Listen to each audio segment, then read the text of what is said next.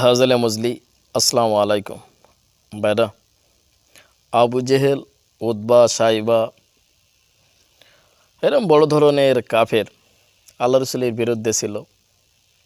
তারপরও তারা রাতের আধারে আল্লাহ রসুলের ঘরের কোণে গিয়ে থাকতেন।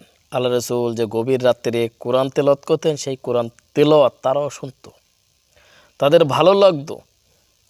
নবীর কথা না শুনলে তাদের ভালো লাগে না, তারপরও নবীর বিরুদ্ধে চলে গিয়েছিল।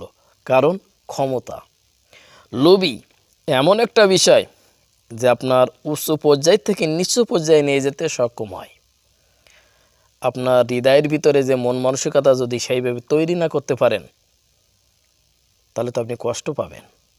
আবু জেহেল, উতবা, সাইবা ওরা জানতো যে মুহাম্মদ প্রকৃত আল্লাহ তাআলারই নবী, নিকটতম আত্মীয়, তারা প্রতিবেশী, চাচা, ভাইপো এই সম্পর্ক। তারপরও আবু জেহেল কেন মুহাম্মদের বিরুদ্ধে চলে গেল, এইটা আপনার বুঝতে হবে। দেখেন ভাইরা, আল্লাহ রসুলের আদর্শের উপর আপনাকে টিকে থাকতে হবে, আপনার জীবনকে বাস্তবায়ন করতে হবে।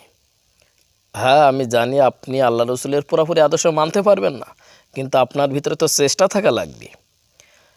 আপনি চেষ্টা করবেন, কাজে সফলতা অর্জন না করতে পারলে আল্লাহ তাআলা আপনাকে সওয়াব দান করবে, কারণ আপনি চেষ্টা করেছেন। আর যদি আপনি চেষ্টা না করেন, তাহলে আপনার সফলতা কখনো আসবে না। পরিশ্রম করতে হবে ভাই। পৃথিবীর প্রথম থেকে এই বর্তমান পর্যন্ত যত সব মনীষী আছে, যত সব উচ্চ পর্যায়ের কামেল মোকামেল মুর্শিদ আছে, যারা আল্লাহ প্রিয়, দেখবেন তাদের জীবনের একটার পর একটা পরীক্ষা এসেছে। তারা কঠোর সাধনা করেছে। সাধনা ছাড়া ভাই আপনি কখনো উচ্চ পর্যায়ে, উচ্চ মাকামে যেতে পারবেন না। আপনার কষ্ট লাগবে। কারণ কি, কষ্ট ছাড়া কেউ উন্নতি করতেই পারে না।